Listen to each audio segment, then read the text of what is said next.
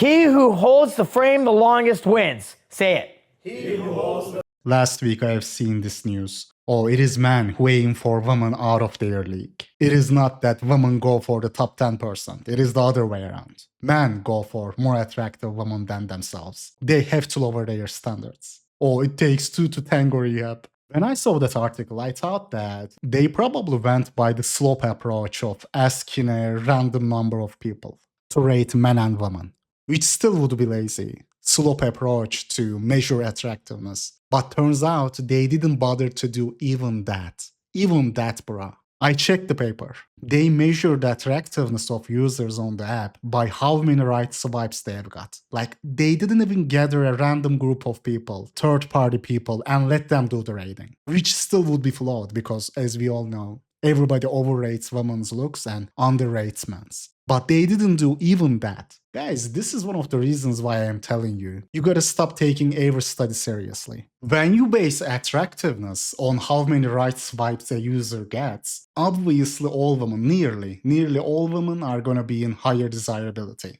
But that doesn't mean men ain't dumpster diving already. Like, how much lower can men stoop?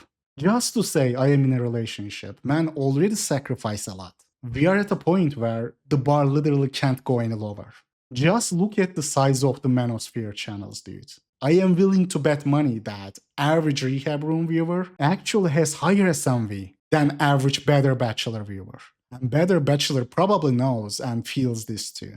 Like, if you told them this in a more plain, more honest manner, they would get offended. But the reality is, a lot of his viewers, maybe even the majority, could be the majority very easily. They are in the same boat as you guys, SMB wise, from a pure SMB standpoint. And Better Bachelor feels this too. But how much more can I lower my standards? And he was like, yes, more, even more. Republic or Czech or whatever they call it now. But that's not for the West. Actually, it is. And that's part of what I asked AI to do, is to analyze this against all other data that has come out from other studies similarly in the Western countries, Europe, Australia, etc. And they said, no, actually, this aligns with all those studies. And I know you're saying, but dude, we're already, just to find a hookup, we're already borderline women I don't want to be with just because I'm trying to get laid or I'm trying to go out on a date or something. You're telling me I have to dip even lower? And the answer to that is, yep, you do. Guys, they are trying to mislead and gaslight you with studies and fake data. This is why studies are not to be trusted blindly. And we don't even need a source for everything, bro. Sometimes I try to use them myself, the reliable experiments and data myself, yes, but that is because people are gonna be like, oh, bro, what do you base that on? Rehab, I know a guy. I know a guy who knows a guy who knows another guy. When the BP is really self-evident, guys. For any triple-digit IQ individual, it is self-evident. You don't need a study to know what is obvious. If your house is on fire, right, you don't need a study to know that you are screwed, And I am telling you this because I know there will be some snarky comments again. Or, yep, it was all about the data and studies. But when there is data, a study that contradicts the BP, all of a sudden you are singing in a different tone. Guys, people are gonna try to gaslight you with so-called studies and data. But the context of the data matters a lot. Because you can't find the right answer to a wrong question. That is why it is often difficult to debate on a live stream, because if someone had brought this up in a live debate, right, how can I say anything without looking at how the experiment was conducted in the first place? These people realize that, okay, we show them one anecdotal example and they come up with 100. So we gotta have something on our side.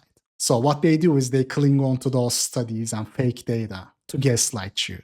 When people come to us, oh, Riyadh, look at this study destroying the looks theory. And I go check the paper, the data, and it is always a combination of these. I'm gonna list them one by one. First, methodology is incorrect, like this one. If you wanna make a point that it is actually men who go for partners above their level, if you wanna do that, then you gotta find a better study than just comparing right swipe or message count. It is also disingenuous, very disingenuous to word it as desirability. rather than plain attractiveness, physical attractiveness. Because if you word it as desirability, of course, technically you could blame it on men, no matter how much they aim for the lowest. Because the women at the bottom are still gonna have more right swipes and message counts than 90% of men on those apps. So you can play that game of gaslighting forever if you frame it as desirability rather than physical attractiveness and make it look like it is men who have too high standards. Oh, takes two to tango up. If a 7 out of 10 dude right swipes on a 4 out of 10 woman or a 3 out of 10 woman, that would mean that he's going for a woman above his league because she has got more messages, more right swipes than him. It is easy that way. There's a lot of intellectual dishonesty, man. Sometimes these mistakes are just innocent methodology errors, but sometimes they are deliberate attempts. And the second reason is, this is also very important because this applies to life at large in general. Guys, you can't find the right answer to a wrong question. This goes for pretty much every problem you are going to deal with in life. First, you should be able to ask the right question. Identify the problem first. A lot of those studies are conducted by the institutionalized blue pill industry. When your starting point, the entire premise of your paper is contingent on something that is so off the mark, so incorrect, of course you are going to find anything but the truth. You are going to be running in circles. An example of this is this. I remember a guy was telling me, oh, rehab, check this paper out. It is the body smell, body odor that is attracting ladies. But when you check the paper, you see that they were not even controlling for looks. The entire premise of their argument is based on, oh, your face and background don't matter anyway. When you start your research from that point of view, of course you are going to find anything but the truth. That is one of the major limitations of the traditional legacy academic psychology, where it fails to capture the context and therefore can't give an accurate picture. They are throwing around decades-old theories like, oh, assortative dating, the similarity theory. People are attracted to what is similar to themselves. Is that so? Is that so, bro? Or could it be that most people just didn't have the opportunity before and still don't now to this very day? You know, let's say ethnics who don't have opportunities to get different partners, white girlfriends and boyfriends. If you look at the European data, and see that white people get married with other white people. Is it because of assortative dating or certain features are objectively seen as more attractive? Question mark. If white girls were readily available in certain countries like, let's say, Bangladesh, India, would this assortative dating theory you have got still hold? Would men go for women just like themselves, or would you see men trying to date and marry white girls? Question mark. Question mark, bro. I am just asking a question. But of course, when you operate from the premise of, oh, that doesn't matter anyway. Objective physical beauty doesn't exist. It's the social construct. Of course, you are going to reach the assortative attraction theory. I mean, this is one of the shortcomings of the academic psychology. They fail to capture the context of today's dating landscape. They keep repeating those old academic theories that have been regurgitated for decades, which don't hold much weight in today's world. I remember this was the argument of the girl Wheat Waffles was debating last year. Oh, assortative dating theory. It is cherished in the academia. How are you going to respond to that? What can you even say? I remember I was going to make a video reacting to that, but I just couldn't get around to doing that at the time, just like so many others. And above, but these are not the only people mating. I mean, we can just look around. People who are under 6 feet have girlfriends.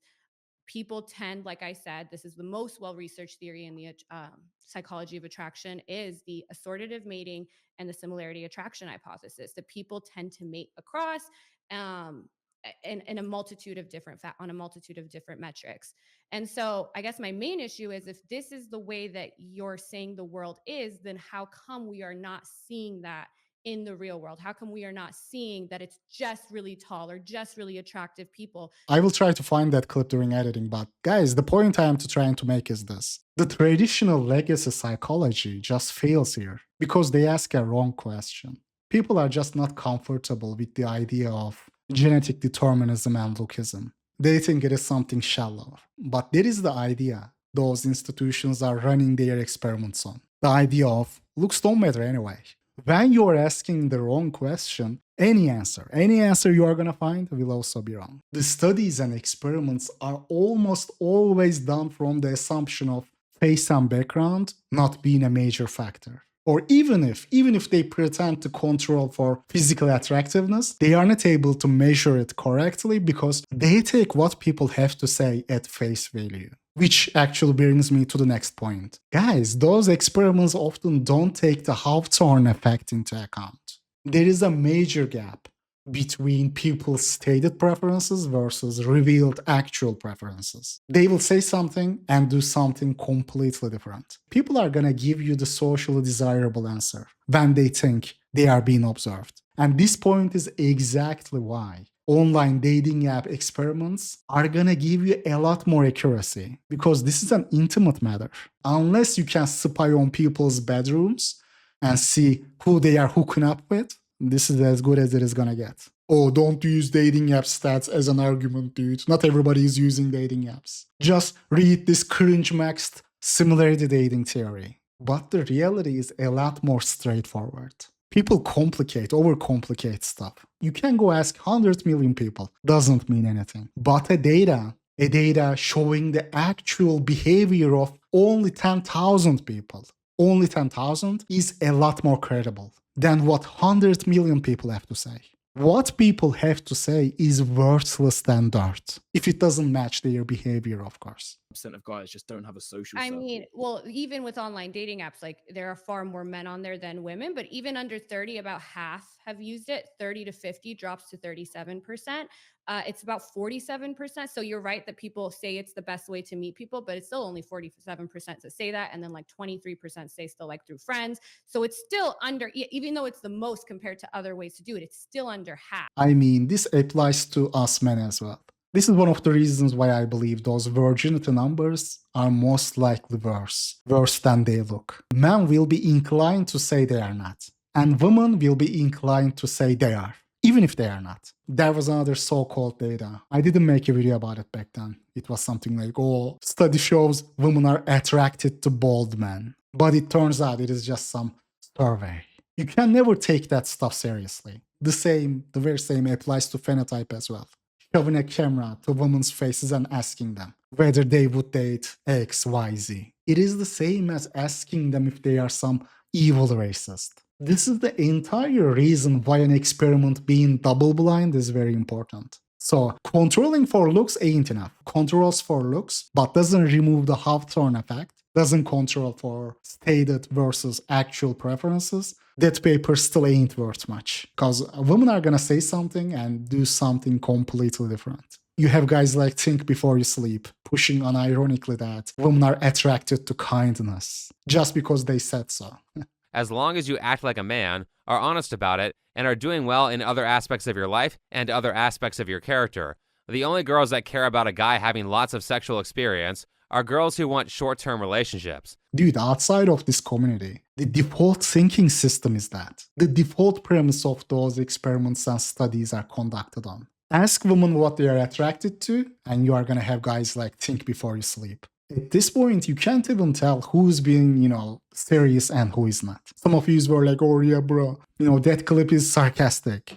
The last week's video. I don't know that person, maybe you are right. But even if he's sarcastic, there are countless people like him who unironically say stuff like that. Think Before You Sleep being one of them. The moment you step out of this community, bro, it is the default thinking system for normies. Doesn't matter if that guy was being sarcastic. Guys, I want to emphasize one thing again. This is very important because we also do this, bro. If you don't understand that, you are going to think that it is only women doing this. No, bro, we also do this. This is why what men have to say also don't hold much weight. Destiny, for example, was talking about that self-reported partner count of men, arguing that height isn't that important because of men's self-reported body count. And you look at the average partners, you're not finding that like all these women, it's like 15 average partners when you're 6 foot plus and only 3 partners for guys. Like even guys that were 5'2" to 5'4", my short kings, no offense, even those guys were on average like 9.1 partners. They were like 4 average partners away from the guys that were 6'5". This is a 2015 study, evolutionary psychology.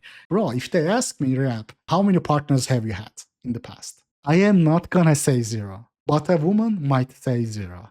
even if it is not, because it is actually something positive for her. It increases her SMV, since in her case, it is obviously a choice. I can't say zero, bro. I can't say zero. Even if it is some faceless online questionnaire, I am not gonna say zero. And even if we assume they are not lying, even if we assume that the Hawthorne effect was not present for the sake of the argument, indeed, only 63% of people who answered that poll were single, not more. Even if we assume that, another major flaw with the studies trying to measure male loneliness is the sampling bias, guys. Because people answering those questionnaires are going to be out and about people who are going to be much less likely to be a, rot-maxed loner. Even that 63% army, I would bet money the real number is actually higher.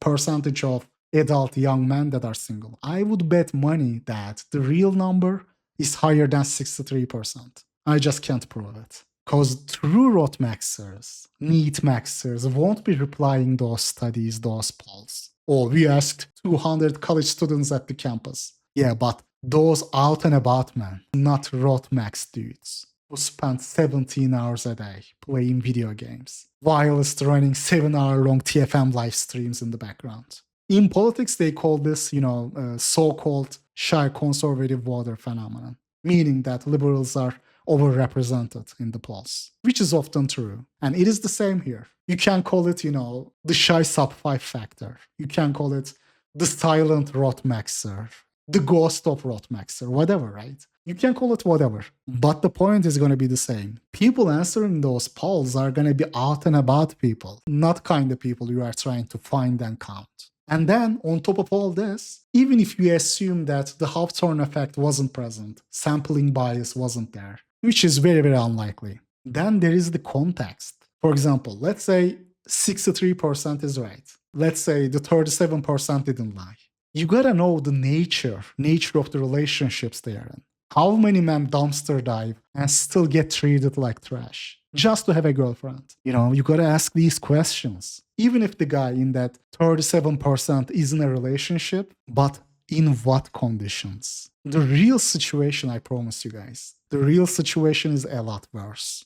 A lot worse than just 63%. Or, that virginity number, women also report similar numbers. Doesn't mean anything, bro. For women, it is a choice. The context. Then you gotta think about other factors that I have mentioned. Whether the Hawthorne effect was there. Sampling bias. The silent rot-maxer effect. You can't say much without knowing this. So guys, I have listed 4 main reasons why those studies are not to be taken seriously, and often are made that way on purpose, to gaslight you, as if you're all making it up. It is actually you who should be lowering your standards.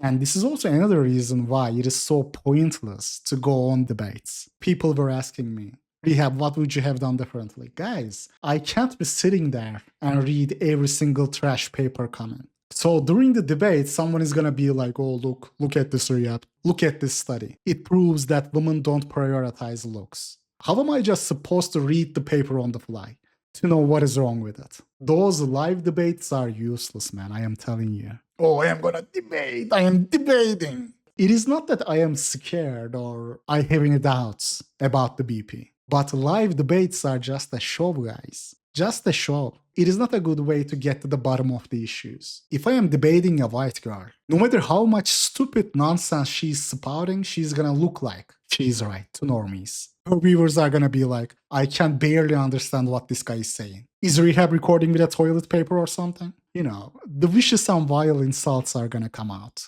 Maybe she won't say it herself out of manners, but her oofy-doofy viewers in the comments will. And even some of you are gonna side with her. I already know. No matter what I do, no matter what I say, some of you are gonna agree with her.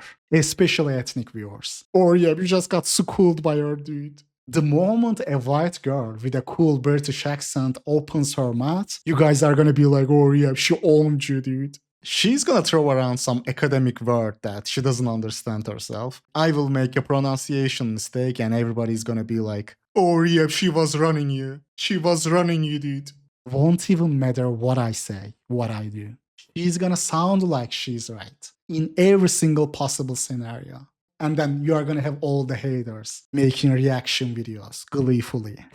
That is why I don't accept their offers. Not because I have any doubts. But guys, the final takeaway of the video. I know 95% of you won't be nerding out. Try to find and read the papers. Doesn't even matter if the paper is in favor or against the BP. Most people won't do that. I am just telling you, don't fall victim to their gaslighting tactic by telling you that, oh, there's a study. Those so-called studies almost always fall into one of the 4 major flaws that I just mentioned. But yeah, don't be a free agent in life.